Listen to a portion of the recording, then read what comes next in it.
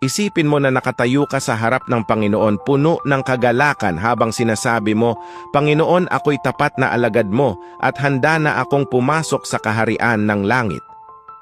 Ngunit pagkatapos suriin ang iyong buhay, sinabi ng Panginoon na hindi ka niya kilala. Ano ang mararamdaman mo sa sandaling iyon? Ito ay isang posibilidad para sa ating lahat dahil si Hesukristo ay isang banal at matuwid na Diyos. Yaong mga namumuhay sa kasalanan at hindi sumusunod sa kanyang mga utos ay hindi makakapasok sa kaharian ng Diyos.